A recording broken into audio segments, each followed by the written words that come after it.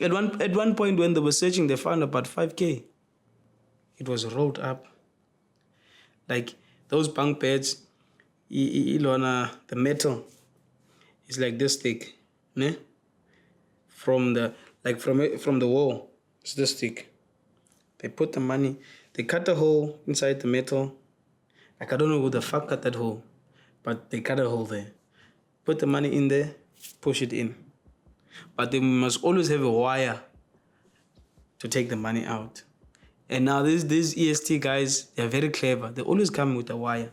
They always look under the beds, under the sink, under the toilet sink, on the seat of the toilet. They normally hide things there like drugs. Understand? And they break the whole system of flushing so that the things won't go down with the water. Then they use a bucket to flush. The painful part about staying in a single cell is the worst ever. As I'm sitting here, this is my bed, this is the toilet seat, this is where you are eating, this is the TV, this is where the other person is sitting. It's a single cell, bro. It's a single cell. It's even small. It's small. It's like 10 feet. You just need to be patient, whether you like it or not. Patience is virtue. And it might happen at some point because the guy is pressed, the one that is sitting down there, and you are sitting there on top and you are busy eating. You have to close your food and you must wait for him. It's like a toilet type of vibe. So prison teach me a lot of things, to be patient and to be humble and to learn to live with the next person and to know what is right from wrong. You understand? Because when I went to psychology, she told me, that woman, but you need to be patient with yourself, firstly. You need to love yourself.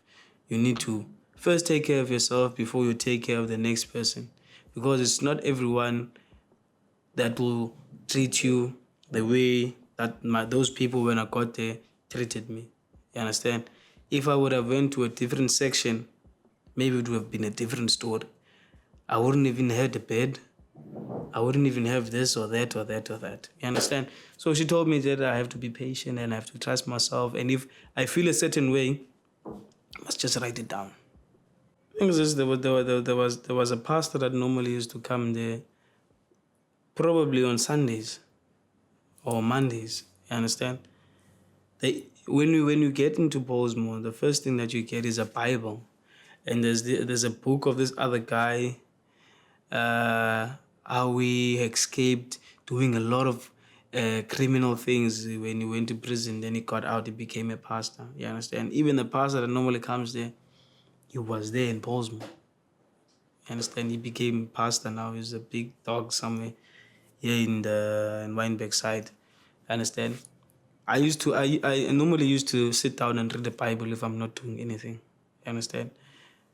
Text to Mama, send her scriptures. She will send me scriptures, send me voice notes. You understand? Speak to her, communicate now, and read the Bible, and jot down his into go to church. That was before I went to Ilando's. He's a psychologist. You understand? So that was my coping mechanism. Even when I was there in my single cell for like 3 weeks, that's what I was doing: praying, reading, writing. You know, the nicest verse that kept me going is the one got Job when he lost everything. Kids, cows, workers, everything. But he still remained strong, keeping his faith to the Lord. That is what kept me going in prison. Like, it gave me a thing of keeping faith. You understand? I kept the faith to go to, no matter the situation might be in Google, but God will make a way for me to come out. No bagnini, but the Lord will surely eventually make a way for me to prosper. You understand? Because the Job lost everything. But he told the Lord, if it's for you, Lord, I'm going to still remain keeping the faith.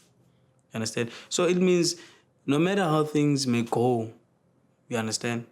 If you just keep the faith, because that is what the Lord says in the Bible. While I was there, the navies, they gave a call that I need to go to an interview. Osebs gave a call that I need to go to an interview. I was about to shoot a movie in Durban that time. You understand? And all these people, they came back while I was there.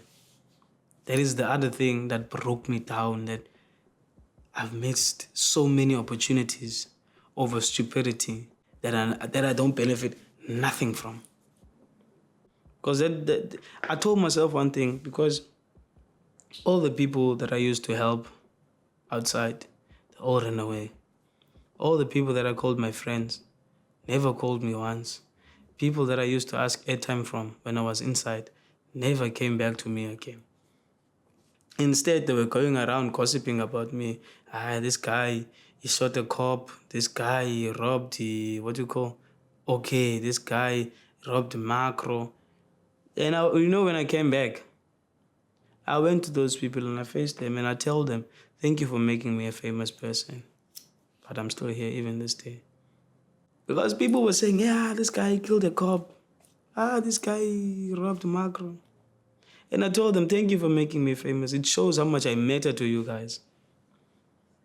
Because if you speak about me, it shows how much you think of me. Because even till this day, when I got married, people were shocked. Hey, bro, how did you do it? How did you do it?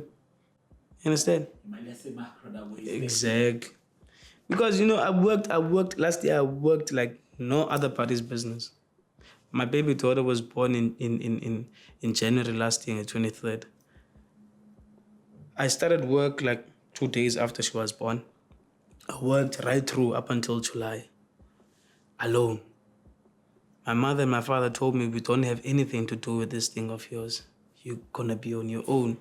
You decided to have a child and you don't have a stable job. God provided for me. Pulled through up until she was 5 months. You understand? I just rested in jail for about 2 weeks. My boss called me again. But hey, Swabs, where are you? I'm like, I'm available. They called me like at 10 o'clock in the morning. I'm busy buying my daughter's formulas and all this thing. And I'm thinking, hey, I'm going broke now again. You understand? They called me, Swabs, where are you? I'm like, I'm at home. Are you available to come in now? I'm like, yeah, anytime. And I had to take different taxis. It takes it from Houtbay to Wynberg, from Wynberg to Khayelitsha, from Khayelitsha to Cape Town Film Studios. You understand? I got there, my past one, they told me, as long as you are here, it shows how responsible you are. I've been on that job since the day, right up until early December. You understand? And I got engaged in October. I think it was on the 8th. I got my traditional wedding now, just now in December, on the 17th. People were still shocked. And I'm cool with my wife now. You understand? And all these things, I couldn't have done it without God. That's one thing that I know. And when I phoned my mother and I told her, Mamela, I'm going to get engaged. She was the happiest woman ever. She's like, I'm giving you all the blessings. If there's 1,000 blessings you need, take them. She even told me that, the man that you're becoming now is a different man from 4-5 years back that you were. Because back then I was super reckless. You understand?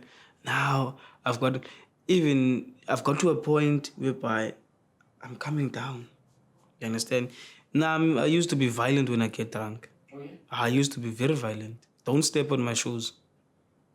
Even if you walk against me, it's gonna be war. But I've learned to change, to live with people. Because there's no way that I'll go out into the pub and sit alone there and drink on my own and not being stepped on or get killed or in. So I had to learn to pull myself down, like relax. This is not who you are. So don't outplay the other person that you're not. When I came back from prison, I looked at myself and I told myself, Uguti, maybe it was the Lord's way telling me to calm down. You understand? And eventually it made me more matured. In a sense of, now I know how to treat people. Now I know, if I see someone doing a wrong thing and I walk away from them. You understand? Because I know where it leads to. Yeah, also, me going to prison, it changed me.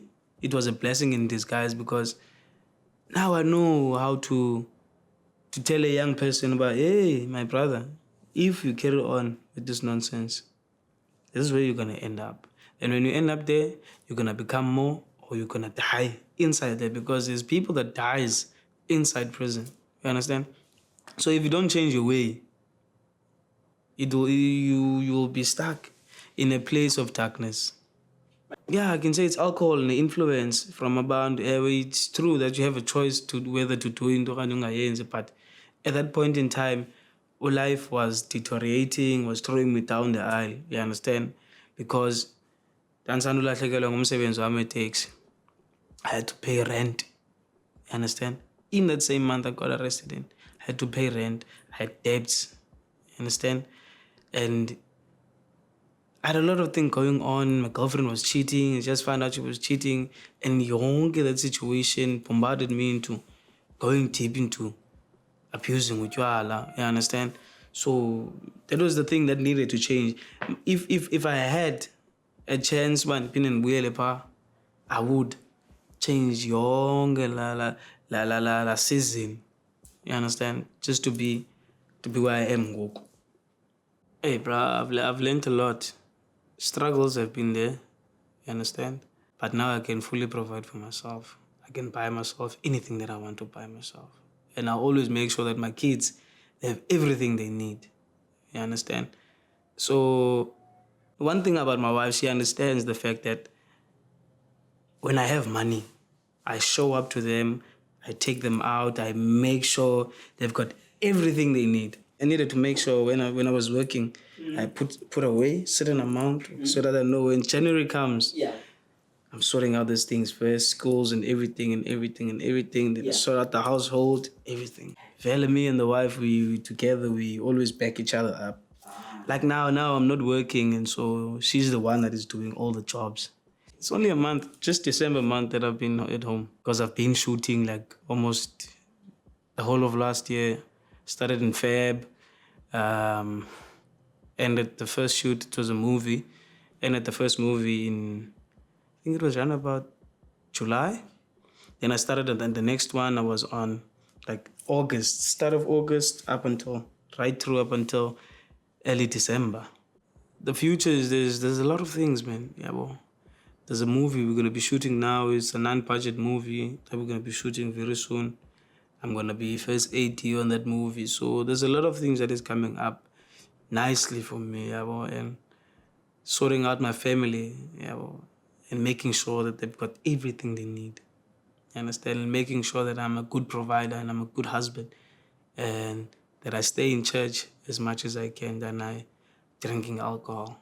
Yeah, now I'm not that bad anymore. I'm just drinking J for fun. I did question God, but how did I end up here? But if it's for you, for me to be here, it's fine. Maybe I could have died, you understand, by me not being in prison. So me being in prison, it saved me from something else that might have happened while I was on the road, you understand? Because robbing people, you end up getting shot, you understand? Those police could have killed me while I was running, but they didn't shoot, you understand? So it is what it is. In life, I've learned that you just need to be patient, man. Everything is set out for you there. It's just that you need to get up, work hard, get those things that you want. Being patient and knowing where you want to go and who you want to be in life.